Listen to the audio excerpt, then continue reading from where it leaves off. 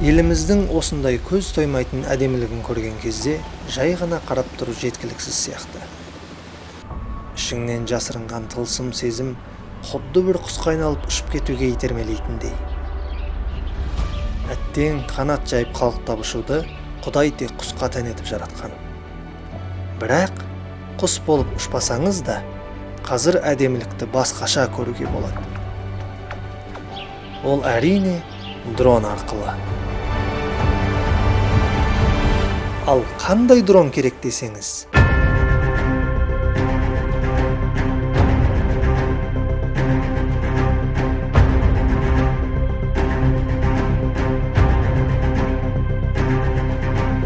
Ассалаумағалейкум, менің каналыма қош келдіңіздер. Егер сіз қандай дрон алам деп таңдай алмай жүрсеңіз, онда дәл келдіңіз.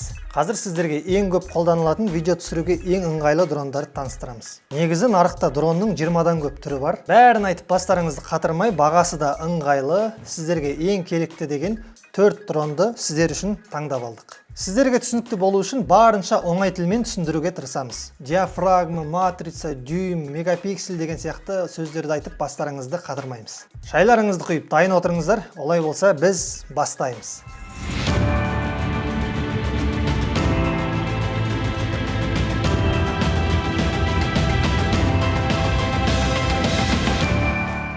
Неге осы 4 дрон? Біріншіден, нарықтағы дрон шығарудан ең үздік компания DJI компаниясы. Екіншіден, DJI компаниясында 4 түрлі линейка бар. Осы 4 дрон сол 4 түрлі линейканың ішіндегі ең жаңа нұсқалары. Ендеше осы 4 модельдің ішінен дәл қайсы сізге келетін анықтайық. Мұқият тыңдаңыздар. Менің алдымда көріп тұрғандарыңыздай 4 түрлі дрон бар. Mavic 3 Pro, Air 3, Mini 4 Pro және Avata 2 дроны. Бұл жерде осы 3 дрон кәдімгі дрон болса, Avata 2 дроны FPV дрон болып саналады. FPV дрон кәдімгі дрондардан қарағанда өзгеше ұшады. Аспанда сальто жасай алады, төмен қарай былай құлай алады деген сияқты. Ал кәдімгі дрондар ақырын ұшады және байыпты әдемі кадрлар түсіреді осылай. Айырмашылықтарын түсінген болсаңыздар, онда осы 4 дронды салыстыруға көшейік. Ең бірінші әрине бағасын салыстырайық. Алдарыңызда көріп тұрған баға ол кәдімгі версиясының бағасы, яғни комплектация бойынша ең арзан бағасы. Комплектте осындай пультпен жүреді, яғни экраны жоқ. Егер экраны бар осындай пультпен алам десеңіздер, үстіне тағы да 40-50 мың теңге қосылады. Егер тіпті қосымша 3 батарейкасы мен сумкасымен алам десеңіздер, онда үстіне аз дегенде 100 мың теңге тағы төлейсіздер. Осы бағаларды Қазақстан бойынша ең арзан магазиннің бағасымен қарап қойдым. Негізі басқа жерлерде қымбат бағасы. Ол қандай магазин десеңіздер, Алматыда Орда Electronics деген магазин бар. Қазақстан бойынша әзірге ең арзан дүкен сол болып тұр. Бағасынан кейінгі кісілердің сұрайтын тағы да бір нәрсесі ол қаншалықты алысқа ұшады. Енді осы сұраққа жауап берейік. Avata 2-ні қанша рет қалалы жерде ұшырып көрдім, бірақ 1 километрден алысқа бара алмадым. Алысқа барайын десем, очкидан связь жоғалып кетеді, немесе пульттан жоғалып кетеді деген сияқты. Негізі Avata 2-ні DJI-дің сайтында 13 километр алысқа ұшады деп көрсетіп тұр. Оны связь жоқ, сет жоқ, алыс, ең далаға барып тексеріп көру керек сияқты. Сіздер тексеріп көрсеңіздер, астына жазып кетіңіздер. Ал кәдімгі дрондарды қалалық жерде ұшырғанда, пульт пен екеуінің арасы ашық болса, 5 километрге дейін барды. Және ескеретін нәрсе, қалалық жерде ұшырғанда арасында бір ғимарат немесе басқа бір бөгет болса, соның артына жібермеңіздер. Ондай болса 100 метрден де алысқа ұша алмайды, связь жоғалып кетуі мүмкін. Мен бұл дрондарды ашық далада ұшырып көрдім, 10 километрге дейін еркін ұша алды. Сіз де тексеріп көріңіз, бірақ батарейкаңыздың күші жетсе әрине.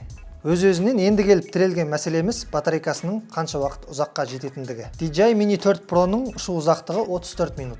Егер күшейтілген батарейка қолдансаңыздар, онда 45 минутқа дейін барады. Күшейтілген батарейкалар ол комбо нұсқасында жүреді. Негізі әлемдік кейбір елдерде осындай стандарт бар. Дронның салмағы 250 граммнан аспайтын болса, еркін ұша беруге болады. DJI-дің осы мини нұсқаларын сондай стандартқа сай қылып 249 грамм етіп жасаған. Бірақ бір ескеретін нәрсе, күшейтілген батарейканы салсаңыздар, салмағы 292 грамм болып кетеді.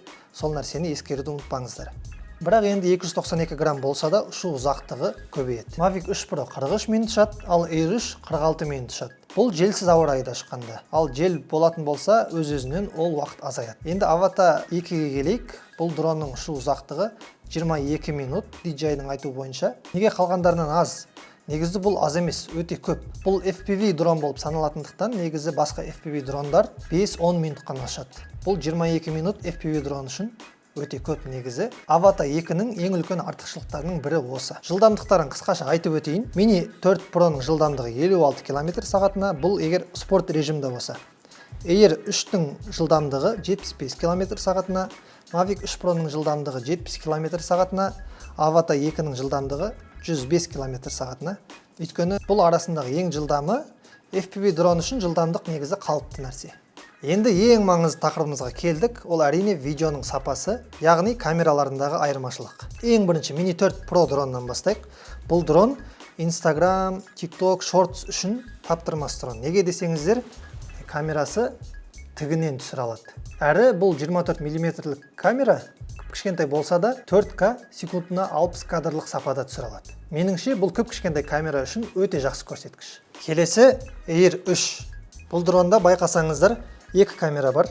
24 мм үстіңгі камерасы 4К мен және секундына 100 кадр сапада түсіре алады. Бұл дегеніміз 4К сапада және замедленный видео түсіре алады деген сөз. Бұл өте жақсы. Air 3 дронының Mini 4-тен ең үлкен айырмашылығы оның екінші астыңғы камерасы. Бұл 70 мм камера iPhone-дағы 3X сияқты, яғни 3 есе жақындатып түсіреді. Бұл камераның артықшылығы объектіге жақын бармай түсіре аласыз, және бір объектіні түсірген кезде артындағы фон үлкен болып көрінеді, және сіз жаңа жылжыған кезде артындағы фон тезірек жылжиды. Яғни бұл киношный эффект береді деген сөз. Air 3-те де DJI Mini 4 Pro сияқты вертикальный режим бар, бірақ бұның өзінің камерасы тігінен бұрылмағаннан кейін 4К емес 2.7-ге ғана түсіреді. Бұл да жақсы негізі, өйткені горизонтальны түсіріп, ортасын монтажда кескеннен қарағанда ол кәдімгідей сапалы 2.7К кәдімгі вертикальный видео дайындап береді. Келесі дронымыз Mavic 3 Pro. Бұл дронға енді қарасаң құдды бір тірі сияқты, 3 камерасы бар, кәдімгі саған қарап тұрғандай сезім болады. Бұл дронның камерасына енді әңгіме жоқ шынымен. Не үшін олай?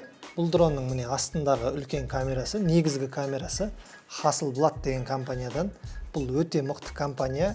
Кино түсіретін камералардың өзінде сол Hasselbladтың матрицасын қолданады. Және Hasselbladтың бір ерекшелігі, бояған кезде өте ыңғайлы, қалағаныңша бояй аласың. Сол негізгі камерасы 24 мм және 5:1К-ға түсіре алады. Егер шынымен кәдімгідей видеоны бояй алсаңыз, неше түрлі шедеврлар жасауға болады осы камерамен.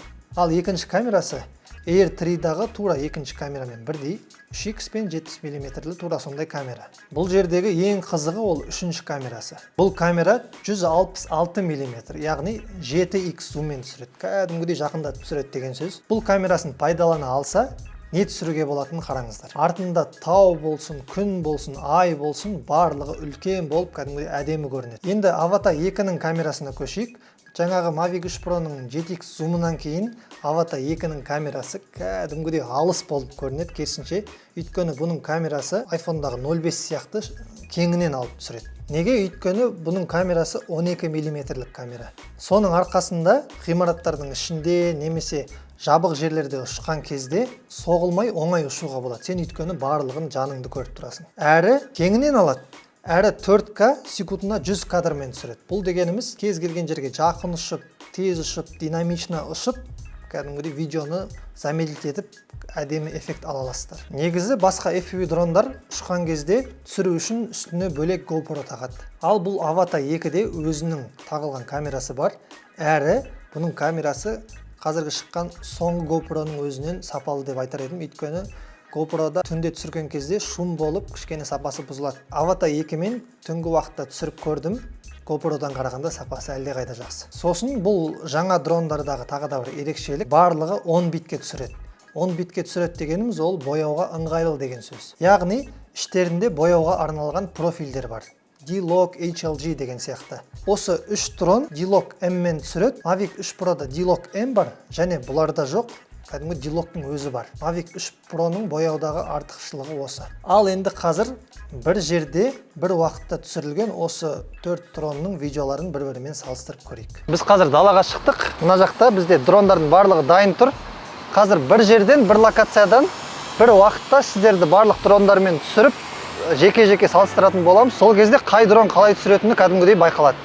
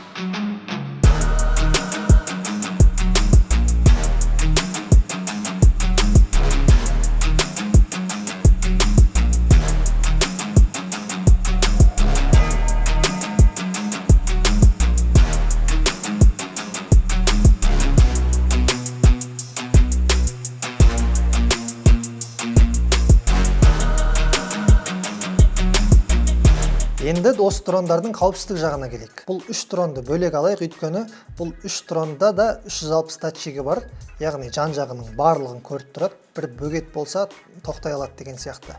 Егер спортпен ұшсаңыз, бірақ датчиктердің бәрі өшеді. Ал Avata 2-де тек артында датчик бар. Оған осы датчикті жететін сияқты, өйткені сен очки тағып ұшырғаннан кейін алдыңның бәрін көріп тұрасың. Өз-өзіңмен өзің ұшырғаннан кейін ешбір жерге соғылмай ұшуға болады. Енді интеллектуалды режим туралы кішкене айтып кетейін.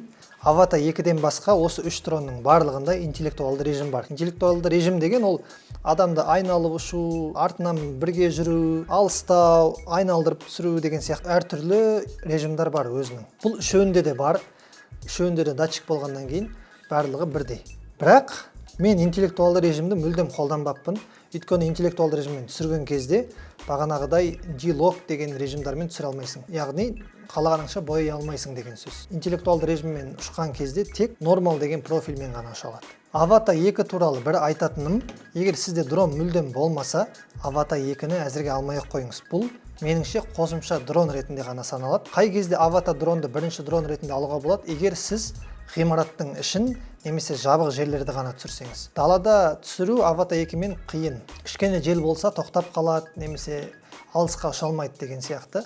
Бірінші дрон үшін Mini 4 Pro, егер ақшаңыз жетсе Mavic 3 Pro немесе Air 3 алсаңыздар болады. Неге? Өйткені бұл дрондармен кәдімгідей ақырын әдемі түсіре аласыз объектілерді, ғимараттарды, қаланы деген сияқты. Avata 2-мен ондай байыпты видеолар бағана айтқандай түсіре алмайсыздар.